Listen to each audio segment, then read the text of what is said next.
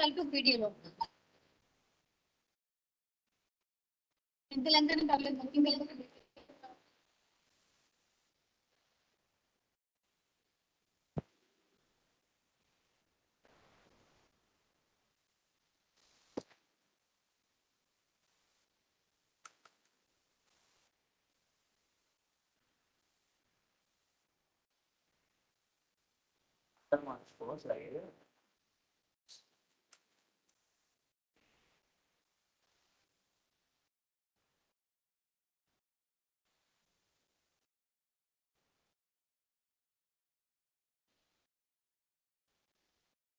Hello.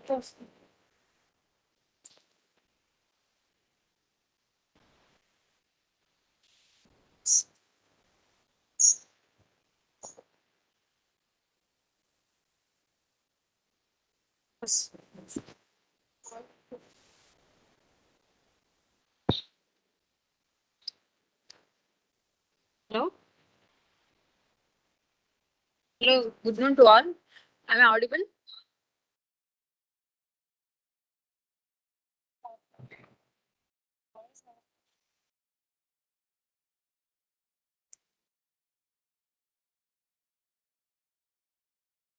Hello.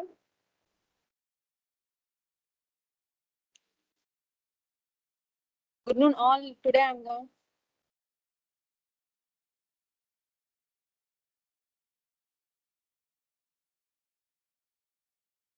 So good afternoon all. I'm K. Jayashree, working as intern at the JSL Dental College and Hospital and post in periodontic department. So today I'm here to present a PPT on treatment of acute gingival seizures. So welcome. So coming to the contents of my PPT is introduction, necrotizing ulcerative gingivitis, acute pericarditis, and acute hepatic gingivitis. So introduction. The treatment of acute gingival seizures entails the alleviation of the acute symptoms and elimination of all the other periodontal diseases, both chronic and acute, throughout the oral cavity. So you can say that the treatment of the gingivals always they want to reduce the acute symptoms and elimination of periodontal diseases, so both chronic and acute. Treatment is not complete if periodontal pathologic changes or factors capable of causing them are still present. So treatment, we can say that treatment is incomplete in case of the pathological changes or factors are still present in the cavity. So on the next slide.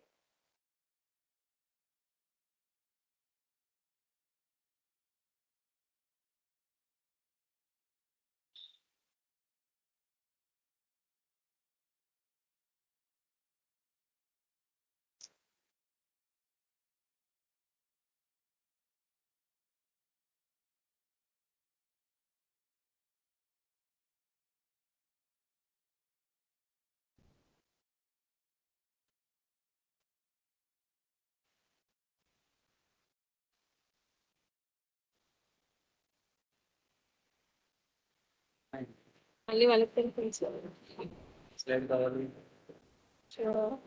రియానిమేషన్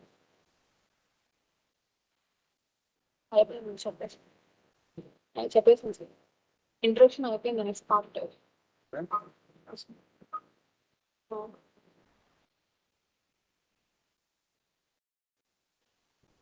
ఇంకా back వెళ్ళిపోతుందా ఎందుకు వెనక ఇలా so ఇలా ముందుకెళ్ళాలి from first slide నుంచి number 4 slide లో ఉన్నాను ఇది first slide yes sir second slide yes sir third slide third fourth fifth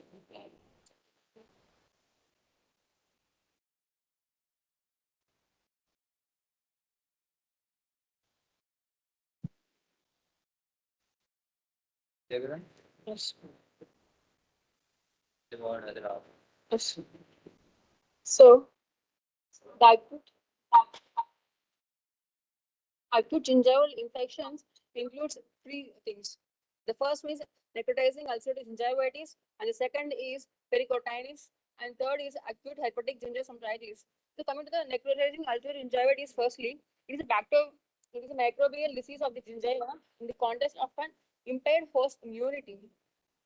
and it is characterized by the necrosis and sloughing of the gingival tissue, and it presents with characteristic signs and symptoms, also known as Vincent's infection or acute ulceromembranous gingivitis or trench mouth or putrescentitis. The causative of the infections are fusiform and spirochete species. So coming to the predisposing factors of the NUG are poor oral hygiene, smoking, and poor nutrition, stress, and weakened immunity. So the name itself tells us the disease includes the necrosis of the tissue and ulcers and gingival inflammation. So coming to treatment of the NUG consists of elevation of the acute inflammation by reducing the microbial load and removal of the necrotic tissue. The treatment of the chronic disease either underlying the acute involvement of orals in the oral cavity. So elevation of the generalized symptoms such as fever and malaise and correction of the systemic conditions or factors that contribute to the initiation or progression of the acute gingival changes. So these are the three main principles that includes the treatment of the NUG. The treatment of NUG should follow an orderly sequence according to the specific steps at three clinical visits. There are some visits which are called first visit, second visit, and third visit. The treatment may differ in first, second, and third visits, but the patient overall may recover in all three visits. The first visit, coming to it, the first visit, the clinician should do a complete evaluation of the patient, including the comprehensive medical history, with special attention to recent illness and living conditions, dietary background, and cigarette smoking. Maybe from cigarette smoking, we can ask about duration and frequency of cigarette smoking and the number of cigars you used to have, and the type of employment, maybe social economics, we can refer to it, and hours of rest and risk factors for HIV and psychosocial parameters like stress and depression also triggered. The patient is questioned regarding the history of the acute disease and its onset and duration as follows. The questions to be asked are, is the disease recurrent or not? And the second question is to be asked are the recurrence associated with the specific factors such as menstruation, a particular foods or exertion or mental stress? As three, the third one is, has there been any previous treatment, when and for how long? So that these questions itself may give us some clue about this. Next, the clinician should also inquire as to the type of the treatment received and the patient's impression or reaction regarding to its effects. The examination of the patient should include general appearance and presence of the hatosis such and presence of the skin lesions, vital signs including temperature and palpation for the presence of the enlarged lymph nodes, lymphadenopathy, and then especially submaxillary and subpandibular lymph nodes are to be questioned and examined. So oral hygiene is evaluated with special attention to the presence of pericoronal flaps and periodontal pockets and local factors, example, poor restorations and distribution of the calculus. So periodontal probing of the NUG lesions is likely to be very painful. We can say that due to the ulcerations, the NUG are very painful lesions and may need to be deferred until after the acute lesions are resolved. So goals. The goals of the initial therapy are to be reduce the microbial load and to remove the necrotic tissue to the degree that repair and regeneration of the normal tissue barriers are re-established. Because due to the NUG lesions, the attachment of is established. So the degree that repairs the regeneration of the normal tissue or barriers are re-established. So the treatment during the initial visit is confined to the acutely involved areas which are associated with the cotton rolls and dried. The topical anesthetics is used like lidocaine, and after 2 to 3 minutes, the areas are gently swabbed with a moistened cotton pellet to remove the pseudomembrane pseudomembrane and non-attached surface debris. So, you all may know that in NUG, the bleeding is very profuse. The bleeding may be profuse, so the cotton pellet is used in small areas, then discarded. Swiping motions over large areas with a single pellet are not recommended. So after the area is cleansed with warm water, the superficial calculus is removed.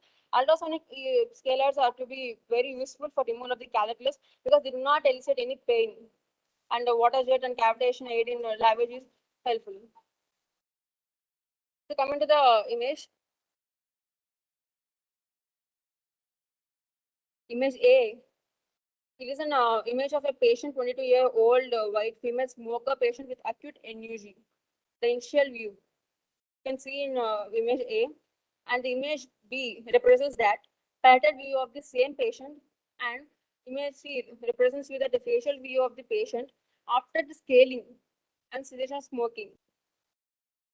The image D represents you the parietal view of the same patient after initial scaling and cessation of smoking. Subgingival scaling and cuvette are not or contraindicated at this time because these procedures may extend the infection into the deeper tissues and may also cause bacteremia, means they can increase the load of the bacteria and blood. Unless an emergency exists, the procedures such as extraction or periodontal surgery are postponed until the patient has been symptom free for 4 weeks to minimize the likelihood of the aggravation in the acute symptoms. Patients with moderate to severe NUG and the local lymphadenopathy or other systemic signs or symptoms are placed on an antibiotic regimen for of amoxicillin 500 mg orally every 6 hours for 10 days. For amoxicillin sensitive patients, other antibiotics like metronidazole 500 mg twice daily for 7 days. Systemic complications should subside in 1 to 3 days. Antibiotics are not recommended in NUG patients with no systemic complications. Second visit. At the second visit, 1 or 2 days after the first visit, the patient is evaluated for the amelioration of the signs and symptoms. The patient's condition is usually improved. The pain is diminished or no longer present. The gingival margins of the involved areas are erythematous but without a superficial pseudomembrane, because in the first visit, we have swabbed and we have cleaned the pseudomembranous slough with the cotton pellets, right? So, in the second visit, the scaling is performed if necessary and sensitivity per which shrinkage of the gingiva may expose the previously covered calculus, which is gently removed. So, the instructions to the patient are same as the dose given previously. At the third visit, the next visit, approximately 5 days after the second visit, the patient is evaluated for resolution of the symptoms and a comprehensive plan for the management of the patient's periodontal conditions is formulated. The patient should be essentially symptom-free. Some erythema may still present in the involved areas, and the gingiva may be slightly painful on tactile stimulation. The patient is instructed in plaque control procedures, which are essential for the success of the treatment and maintenance of the patient periodontal health. So, coming to the image, the treatment of acute NUC. So, the picture A represents the before treatment. The picture B represents the restoration of the healthy gingival contours. The patient is further concerned on the nutrition, smoking cessation, and other habits after other conditions or habits associated with a potential recurrence. The hydrogen peroxide H2O2 lenses are discontinued, but hydroxy and chlorhexidine lenses can be maintained for 2 to or 3 weeks. Scaling and root planing care training are repeated if necessary. Unfortunately, the patient often discontinues treatment because the acute condition has subsided. Appointment should be scheduled for treatment of chronic gingivitis, pedal pockets, and flaps, as well as for the elimination of all the forms of local irritation. The patient should be re-evaluated for a month to determine compliance with the oral hygiene, health habits, psychosocial factors, the potential need for the reconstructive or aesthetic surgery, and the interval of the subsequent recall visits.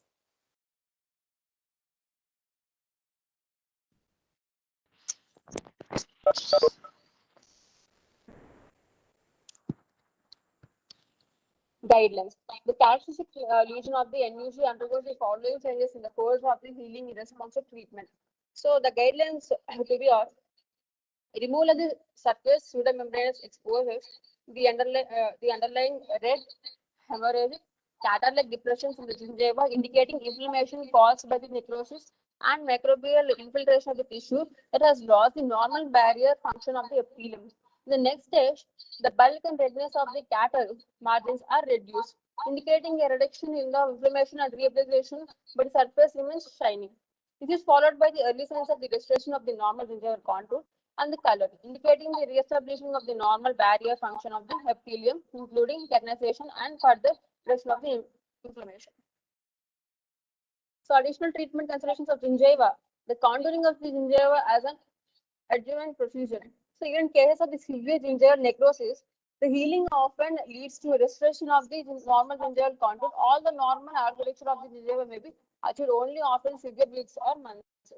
So however, if there has been a loss of interdental bone, if the teeth are irregularly aligned, and or if an entire papilla is lost, healing sometimes results in the formation of the shelf-like gingival margin, which favors reduction of the plaque and recurrence of the gingival inflammation as well as being an acoustic problem also.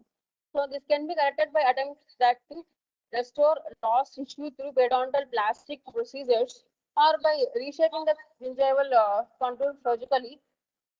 Effective plaque control by the patient is particularly important to establish, maintain the normal gingival contour in areas of the tooth irregularity.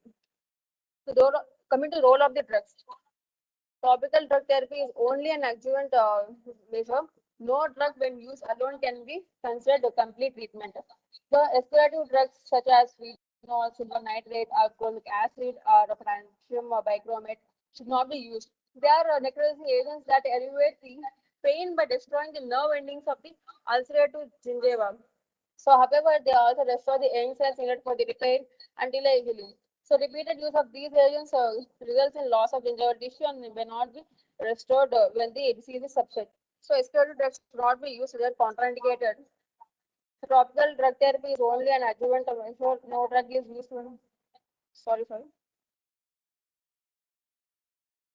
Coming to persistent and recurrent cases. If a case of NUG persists despite therapy or if it recurs, the patient should be reevaluated with a focus on the following factors. So, come the first one, reassessment of the differential diagnosis to rule out the disease that resemble NUG. So, the case should be reassessed with differential diagnosis. So, and second thing is several diseases and conditions may initially present with small similar appearance such as NUG, such as respiratory gingivitis. So a renewed search for skin lesions or other symptoms symptoms should be undertaken with a biopsy if warranted. So next, underlying systemic disease causing the immunosuppression. In particular, HIV infection may frequently present with symptoms of NUG or necrotizing ulcerative periodontitis or NUP. So the patient should be reassessed for the risk factors and may need counseling about the testing from HIV or other suspected underlying systemic diseases, example, lymphoprophilic disease, or the patient should will like to need referral to his or her physician for further evaluation. Inadequate local therapy. Too often, the treatment is discontinued when the symptoms have subsided without eliminating the chronic gingival disease and periodontal process that remain after the superficial acute condition is revealed. So, remaining calculus and other local factors that predispose to the gingival inflammation may permit recurrence of the disease. So recurrent acute involvement in the mandibular anterior area can be associated with the persistent pericoronal inflammation arising from the partial eruption and pericoronal inflammation of third molars. The anterior involvement is less likely to be, recur after the third molar situation is corrected. So inadequate compliance, poor plaque control, heavy use of the tobacco, ineffective stress management, and continued malnutrition can also contribute to persistence or recurrence of the NUG. So coming to the second basis of the acute gingival infection is acute pericoronitis. So acute pericoronitis is the gingival is inflammation of the gums which surrounds the partially erupted third molars. So the flap or gingival flap, the space between the gingival flap and the tooth crown gives a space or accumulate gives a space for the accumulation of the debris and bacterium. So treatment of the pericoronitis depends on severity of inflammation. Actually, the pericoronitis are three types: acute, subacute, and chronic. The treatment of pericorneus depends on the severity of the inflammation, the systemic compliance, and the advisability of the retaining the involvement tooth. So all pericoronal flaps should be viewed with suspicion.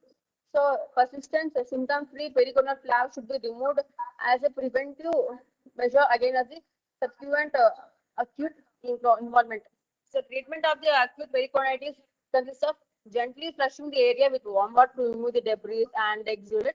So swabbing with the antiseptic after evaluating the flap gently from the tooth with a scaler. So underlying debris is removed and areas flushed with warm water.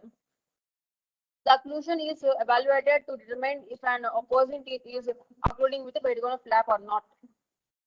So it may be necessary to reduce soft tissue surgically and or to adjust the opposing tooth to evaluate the pain. So antibiotics can be prescribed in severe cases or for patients who may have clinical evidence of the diffuse microbial infiltration of the tissue. If the gingival flap is swollen or fluctuant, an incision may be necessary to establish drainage and relieve pressure.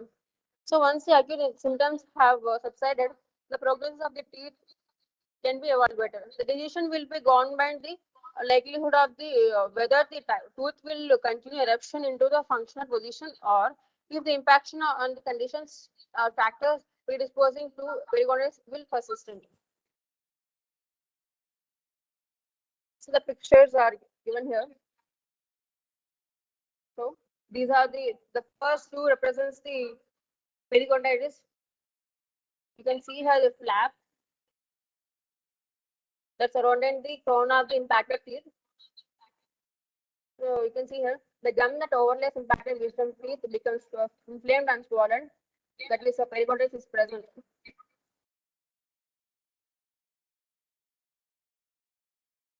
So bone loss on the distal surface of the second molar is concerned when third molars are impacted along the distal surface. To reduce the risk of the bone loss after second molars partially or completely impacted, third molars should be extracted early in their development. If the decision is made to retain teeth, the perigonal flap is surgically removed. It is necessary to remove this tissue distal to the tooth as well as the flap on this occlusal surface.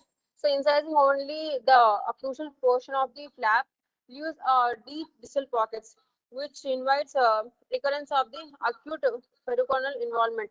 So it is critical to leave the patient with a cleansable site.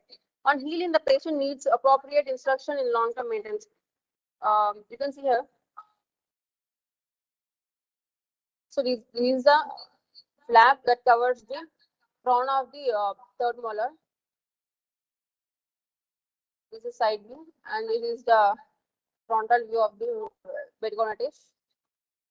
So, with the scaler, you use it to debride it to clean the debris here. So, inadequate removal of the flap leads to deep pockets. So, earlierly, so,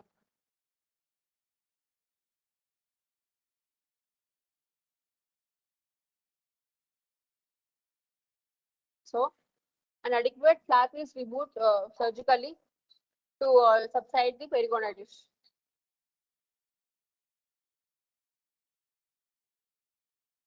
So coming to the last disease of the acute gingival infections or primary hypertrophic gingivitis. So primary infection with the herpes simplex virus 1 or 2 in the oral cavity results in a condition known as acute herpetic gingivitis, which is an oral infection often accompanied by systemic signs and symptoms. So this infection typically occurs in children, but it can occur in adults as well as. So it runs 7 to 10 days course and usually heals without scarring. So a recurrent herpetic episode may be precipitated in individuals or patients with a history of herpes virus infections, but dental treatments or respiratory infections or sunlight exposure or fever, trauma. These are the factors.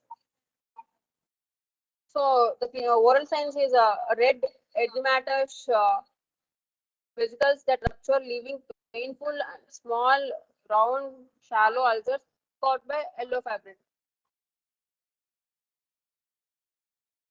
So treatment consists of early diagnosis and immediate initiation of the antiviral therapy. Until recently, therapy for primary hepatic angiocytosis consists of palliative care. So with the development of the antiviral therapy, however, the standard of the care has changed.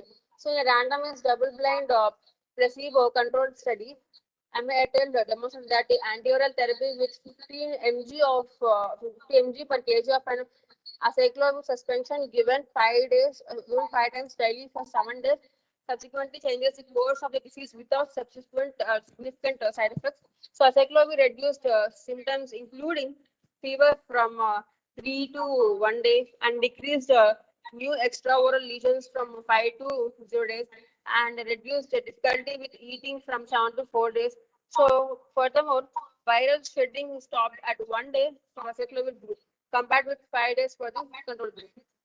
So oral lesions were present for only 4 days in the aceclopine group, but for 10 days in the control group. So although no clear clinical evidence indicates that this regimen will reduce the recurrence, so research data suggests that a greater number of the latent virus copies inoculated into the ganglia will increase the severity recurrence. So, if the primary hepatic angiocytosis is diagnosed with the 3 days of the onset, aceclopine suspension should be prescribed.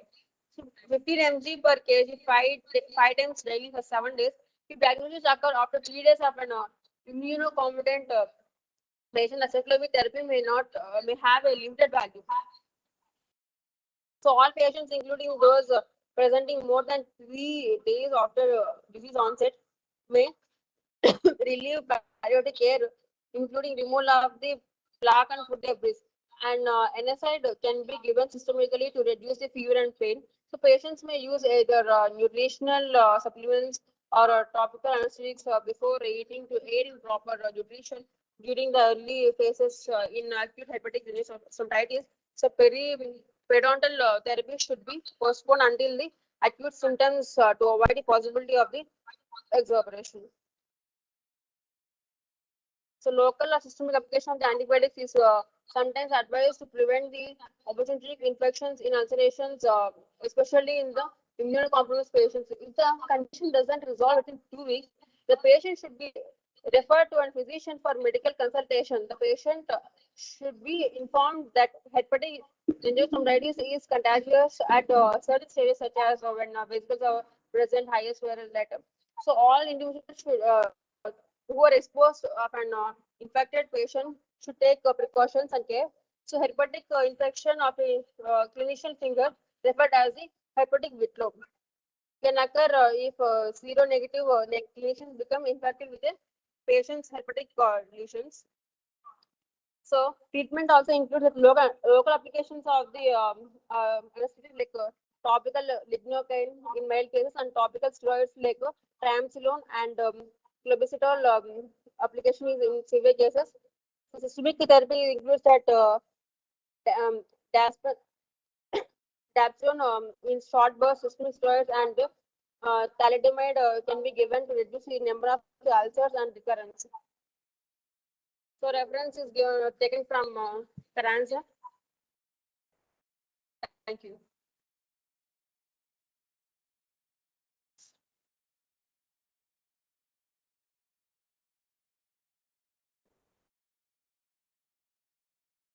Thank you.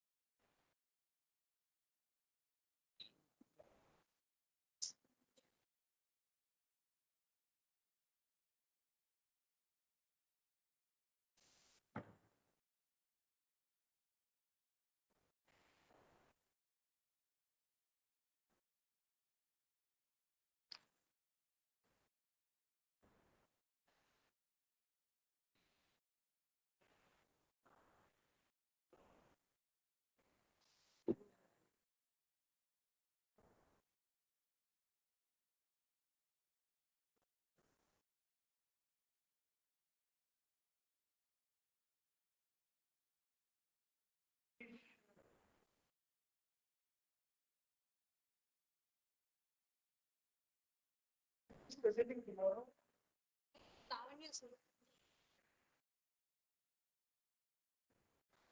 As for schedule, she